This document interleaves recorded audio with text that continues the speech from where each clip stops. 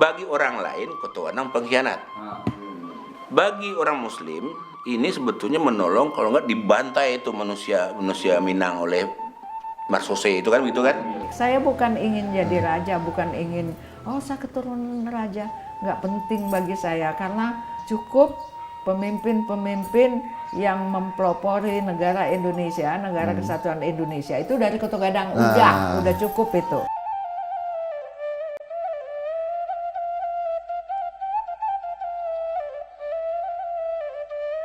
Ini yang membuat saya penasaran, bagaimana sebuah kota kecil yang ada di kaki bukit bisa melahirkan tokoh-tokoh, ilmuwan-ilmuwan, pejabat-pejabat yang sedemikian banyak. Alangkah malunya kita dulu, apabila kita tamat SMA di kampung ini, kita masih dari kampung gitu.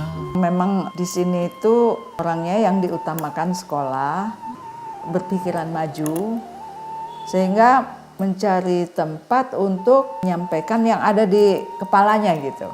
Makanya semua orang pergi merantau semua. Untuk dia menuntut ilmu, belajar apapun lah.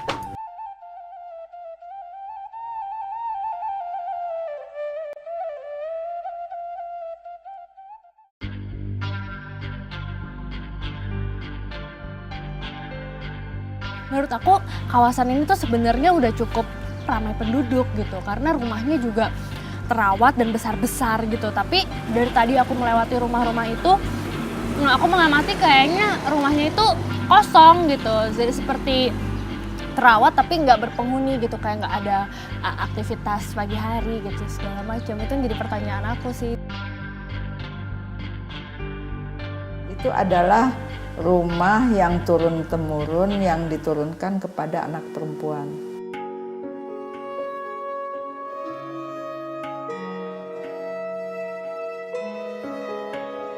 Sebetulnya di atas itu dia ada hiasan, tapi hiasan itu sekarang udah lepas waktu gempa. Rumahnya ini Haji Agus Salim? Haji Agus Salim sebelah sana. Aduh, kayak lain ya. Bukan ya, yang ini. Bukan, yang ini yang Haji Agus Salim. Itu Syekh Ahmad Khatib Al-Minangkabawi. Imam Masjid Masjidil Haram ya. Yang dari luar. Indonesia. Kalau yang Siti Danila itu yang Wartawati.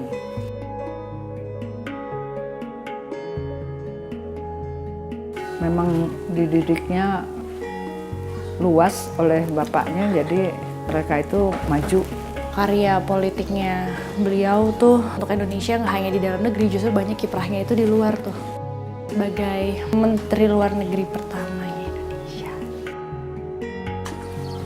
Nah, ini rumah dari Muhammad Rashad Maharaju Sultan. Nah, itu bapak dari Sultan Syahrir. Sultan Syahrir, saya bilang Sultan Syahrir nggak punya rumah di sini, tapi bapaknya di sini gitu. Ada kebakaran massal seluruh kampung, itu ada 36 buah rumah sekaligus terbakar di malam hari. Ya dalam sekejap lah.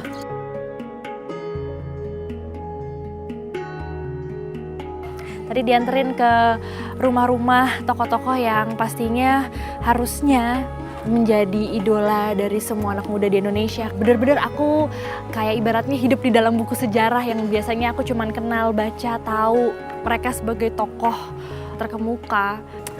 Menyenangkan.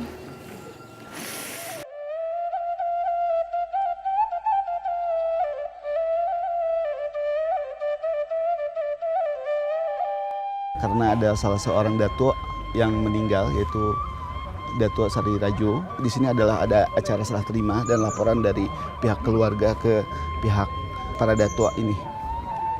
Ala Malang tidak dapat ditolak, menuju yang tidak dapat diraya. Ala dahulu pulau dan sana awak, beliau ke Datuk Sari Rajo. Seorang datuk meninggal dunia, itu diadakan suatu upacara yang dinamakan Bakambang Bidai. Jadi di rumah Ibu Datuk itu dikembangkan bidai dan diletakkan pakaian-pakaian dari kebesaran Datuk itu seperti sendalnya, bajunya, destarnya, dan tongkatnya. Di situ para nenek mama berkumpul pada hari H itu di Koto Gadang.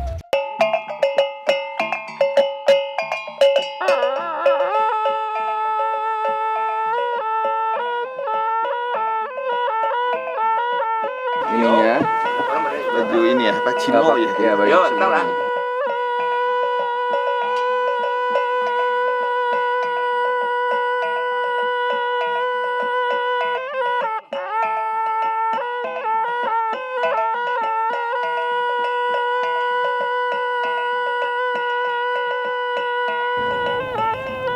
Bismillahirrahmanirrahim.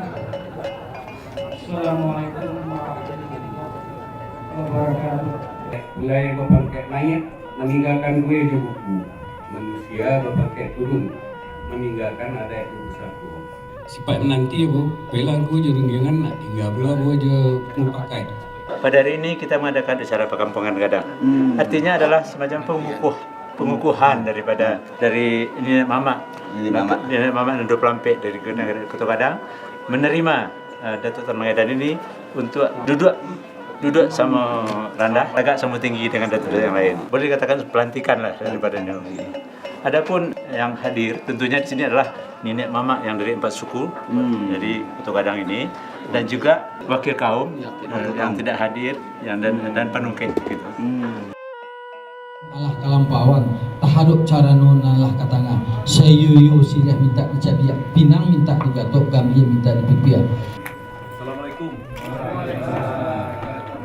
Di dalam adat Minangkabau itu patah tumbuh hilang berganti. Jadi supaya apa? Supaya kita tetap adat di Minangkabau ini tetap kita terjaga. Pada waktu dulu Datuk Tan Mangedan yang lama itu meninggal belum ada 45 tahun itu penggantinya. Sehingga apa? Selama 45 tahun itu kita tidak ada datuk kita, tidak ada nenek mama yang mewakili di dalam adat negari, sehingga tidak ada yang bisa mengurus tentang kaumnya seperti apa, ternak ulayatnya seperti apa. Dengan nanti kita itu sudah ada Batak Pengulu ini, tentunya kita berharap bahwa pemangku adat itu adalah kita sendiri untuk semua kaum kita di kaum Sikumba.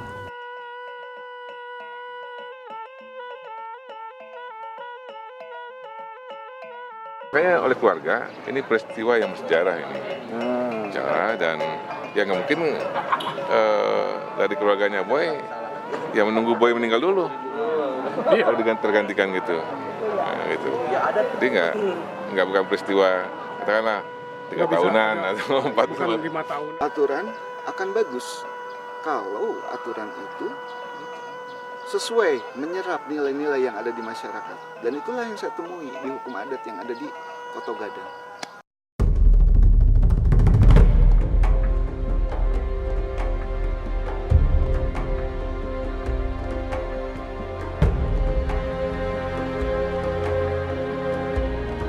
Ya ampun, pandangannya indah banget. Indonesia tuh punya banyak banget tempat kayak gini ya.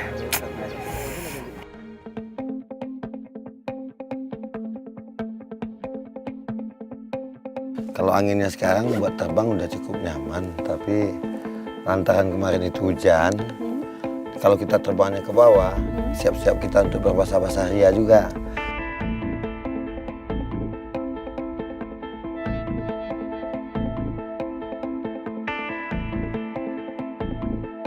Ini ketinggian kita dari take off dari permukaan laut itu 1.200 lebih. Tapi dari take off ke landing itu cuma 724 meter. Dan jarak kita dari take off ke landing yang biasa landingnya di pinggir danau itu sekitar 3 kiloan. Jadi kalau kita terbang dari Puncak Lawang ini tembak lurus ke danau, habis itu kita menuju area landing itu butuh waktu paling cepat 20 menit. Oke, 20 menit. Bedanya tempat terbang kita dengan yang lain-lain itu perjalanan kita jauh ke landingnya. Saya sekarang terasa seperti agak ngepas, tapi setelah nanti kita terbang dia akan longgar dan nyaman. Wow, mau terbang dia nih. Apalagi tidak ada perintah untuk berhenti, jangan berhenti. Pokoknya Putri lari aja ke sana. Ini aku lari duluan, aku lari di depan. Ya, Oke. Jantungnya nyaman kan? Tahu aja.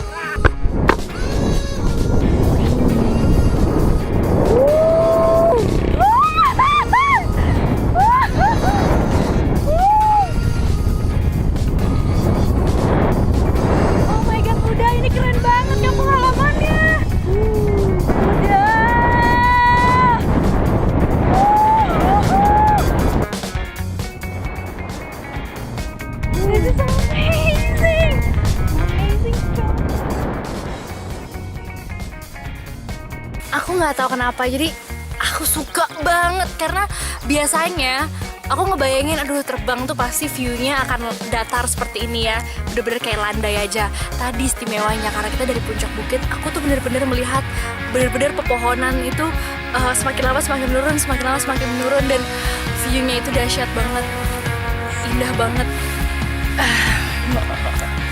Speechless, breathtaking.